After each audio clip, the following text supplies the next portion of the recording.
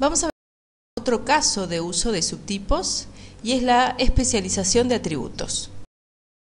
Muchas veces sucede que un objeto del negocio comparte todas las características de otro objeto, pero además agrega otras.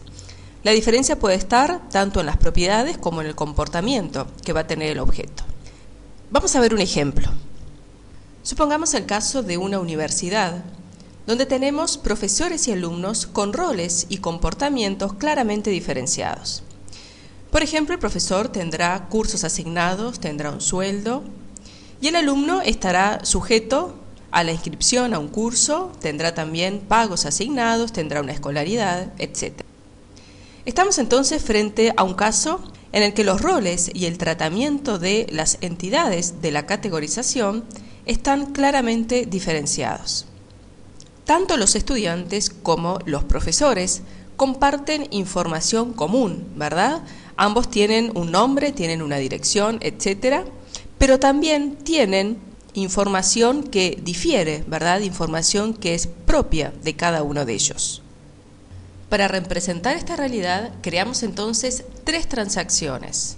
La transacción persona, con los datos comunes a los profesores y a los estudiantes, la transacción profesor con los datos propios del profesor y la transacción estudiante con los datos propios de los estudiantes. En la transacción persona dijimos que figura la información que es común. Y para representar que tanto los estudiantes como los docentes son personas, es que utilizamos subtipos.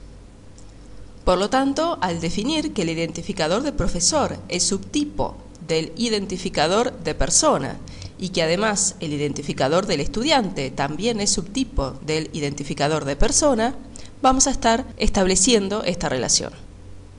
¿Cómo va a ser el comportamiento entonces? Bueno, cada vez que se inserte un registro en la tabla profesor, en la tabla teacher, a través de la transacción, se van a realizar todos los controles de integridad referencial contra la tabla persona. Y de igual forma, cada vez que se intente eliminar un registro de la tabla persona, se va a verificar primero que no exista ningún registro en la tabla teacher, ni tampoco en la tabla de estudiantes, con el mismo valor en la clave primaria.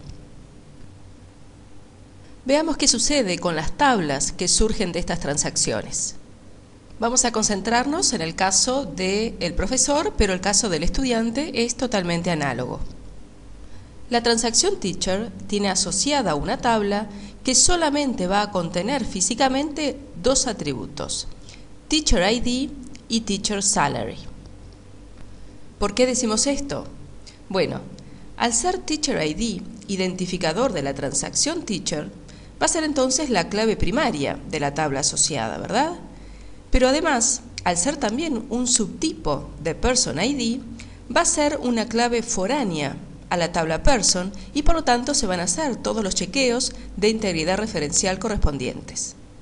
Si observamos la definición del grupo de subtipos teacher person, vemos que los atributos teacher name y teacher address fueron definidos como subtipos de person name y person address respectivamente y están agrupados con teacher ID, por lo que van a ser inferidos de la tabla person a través de la clave foránea teacher ID y por lo tanto no van a estar almacenados físicamente en la tabla teacher.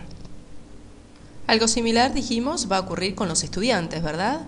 La tabla que surja de la transacción student solamente va a tener dos atributos, student ID y student average, porque por la definición del grupo de subtipos student person, los atributos student name y student address van a ser inferidos a través de la clave foránea student ID.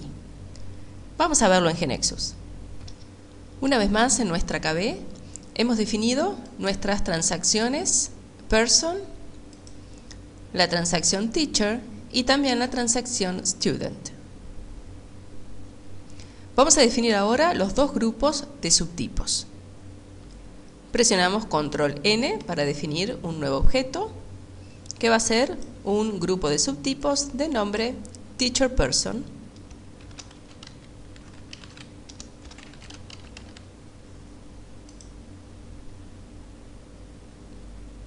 Y aquí vamos a declarar que el atributo TeacherID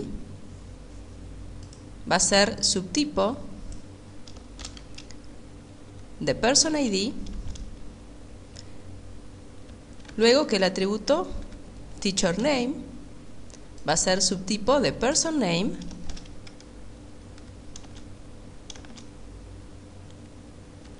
y TeacherAddress va a ser subtipo de PersonAddress. Y con esto queda definido el primer grupo de subtipos. Lo salvamos y vamos a definir el segundo grupo de subtipos.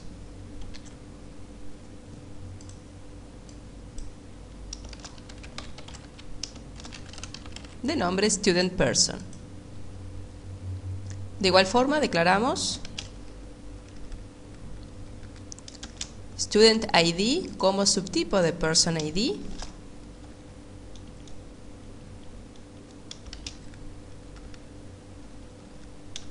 StudentName como subtipo de PersonName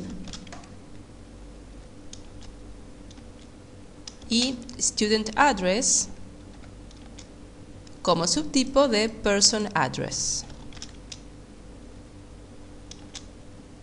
También lo salvamos. Si vamos ahora a la transacción Teacher, vemos cómo han cambiado los iconos, ¿verdad? Indicando que estos tres primeros atributos han sido definidos como subtipos. Vemos las correspondientes iconos de subtipos de la clave primaria y del atributo descriptor. Lo mismo sucede con la transacción Student. Vemos los mismos iconos representando la misma situación. Vamos a ejecutar ahora nuestra aplicación a ver cómo se comporta. Y para eso presionamos F5.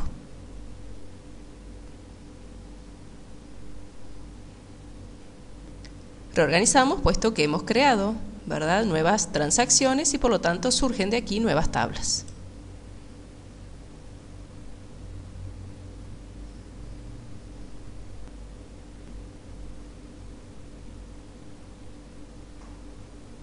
Nosotros hemos ingresado ya un par de personas, así que si vamos a la transacción Teacher, por ejemplo, podemos seleccionar una de estas personas y GeneXus va a inferir, ¿verdad?, nombre, dirección, y podemos ingresar el valor que corresponda al atributo Salary, ¿verdad?, Teacher Salary, que es propio de la transacción Teacher.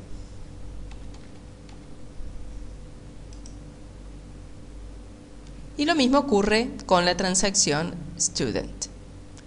Volvemos a las diapositivas.